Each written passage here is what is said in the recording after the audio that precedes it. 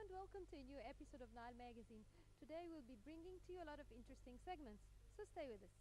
Our first segment is Story of the Week, and in it we'll be learning more about the story of success of composer Hani Shnouda. It will be followed by The Eye of Horus, and in it we will be visiting the blowing music section of the Music Instruments Museum. As for the science page, we will be learning about the latest researches in the field of animal reproduction. Finally, in our culture review, we will be enjoying together the opera L'Exir d'Amour.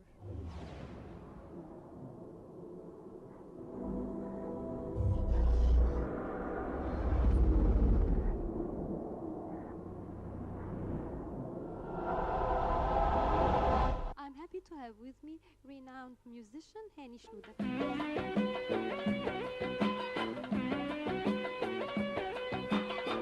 ماشية السنيورة كده كده هو عاوزة لها صورة كده كده هو بصت في العدسة كده كده هو راحت مكسورة هم كده هو بيقولوا عليا بيحسدوا فيا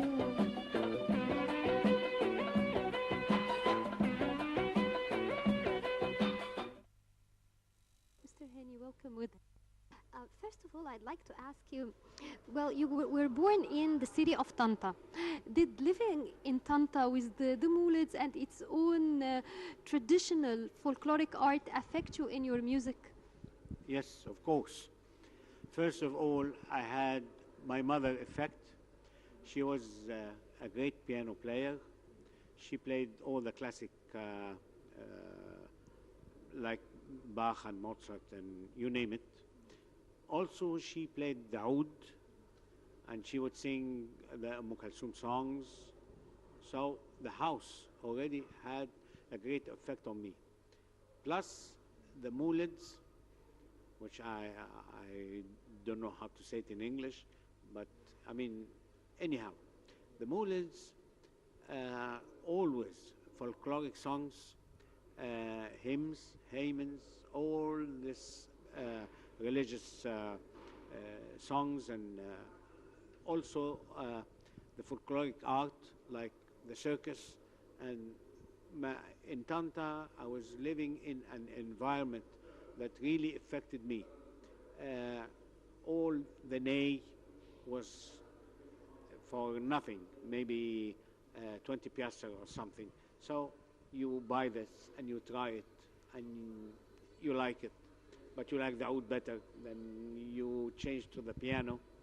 Anyhow, I was a pianist in Tanta, and I moved to Cairo because I entered the Higher Institute of Music Teacher, and I finished it after I was a bachelor. I teach for 5 years, and then entered the conservatory to make much knowledge. And then I tried to make the first band. I played in a band which is called Les Petits Chats, in French, the Little Kittens. Why? Because I was fascinated by the Western songs. I was responsible for writing the chords, getting it out, and this and that. This made me a better, arranger. So I used to rearrange the songs I hear, and then Abdul Halim Hafiz asked me to form him a combo, a little band. So I got Omar Khorshid and a drummer and a bass player, and he said that we should add Mr. Hani Mahanna and Mukhtar Sayyid, accordion, and Hassan Anwar, player, and we. How was it dealing with Abdul Halim Hafiz? Your memories with Abdul Halim? First of all, he used to invite me to his house, and I didn't like it that much because I was young, and there's too many movies that I want to see, too many friends that I want to meet, and this wasn't very tempting for me. So I used to withdraw from this. And then he got a machine, and he called me in my house, and I said, do you know, I got this machine. I said, what machine? He said, stranger. I said, would you spell it for me? He said, I said, strings. He said, yes, strings, super strings. Yeah, super strings. Give me your address. He said, in front of جنينة الأسماك. And I went there and I asked about his flat. The porter said this flat. And I went in this big hall, and I started playing on this machine.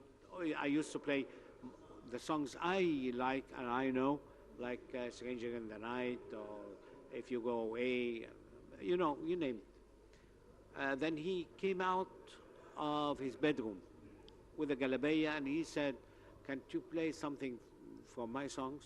I said, I know Ahwak, not all of it, the first part. And I kept on playing Ahwak.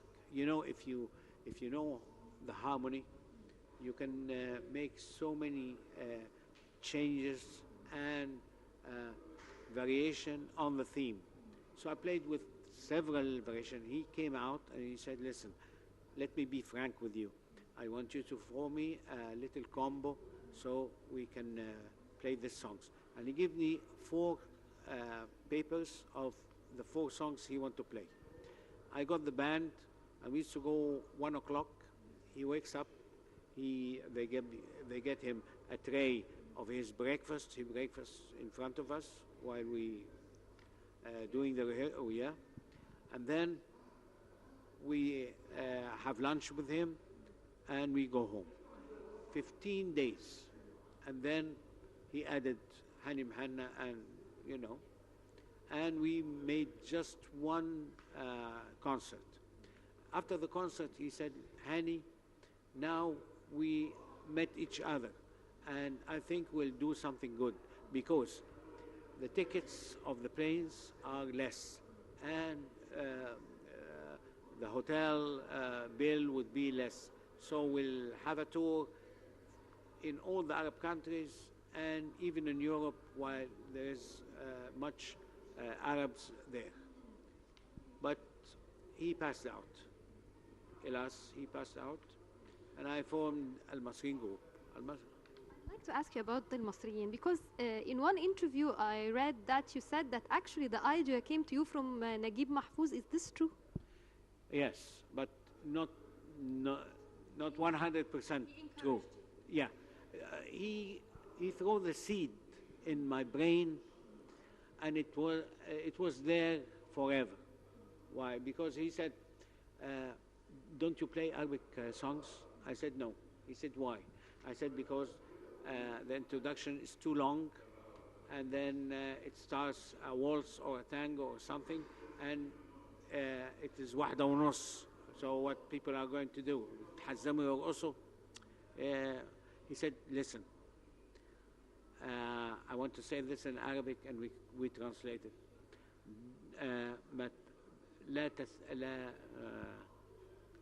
لا تستبدل شهوة العمل بشهوة الكلام.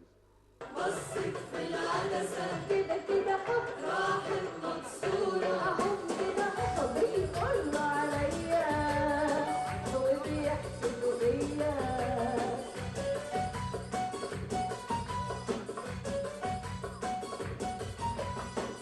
يشوفوني بنشر بيضاتي والهوا طار من دراعاتي يقولوا ايه يفتكروا ايه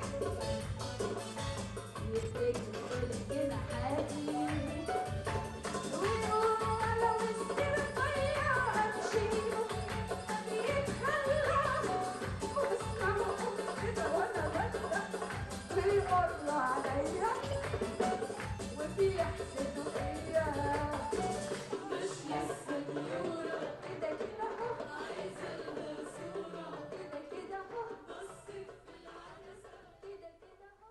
It seemed that I looked as if I didn't understand. He said, do the right thing. What you think is right, do it. Not talk about. So this was the first seed in my brain. The other seed, or what watered this seed, is all the young people would say, why don't we have a band of our own, like the English people have the Beatles, the American have the Eagles, the French has Souquette Noire. So this watered the thing. Another thing, all the bands that play the Western music turn to Egyptian music. So I said, if I'm going to play Egyptian music, I should play what should be played. So I start Muhammad Munir first, no, not al-Masriin. Muhammad Munir, 77, the early 77. علموني عليكي ألبوم. Right. But it wasn't علموني عليكي, it was called Amana Bahr. And Amana Bahr didn't sell much. At the end of 77, December, I formed al-Masriin group. After al-Masriin group, tremendous success, the company of Muhammad Munir called me and they said, listen, your name now is big enough to make the second album of Muhammad Munir, and we did Benetwilid. Then Benetwilid succeeded very much that they shuffled the songs of this album and they call it علموني عنيك. That's why some people would think علموني is the second. No, it's the first.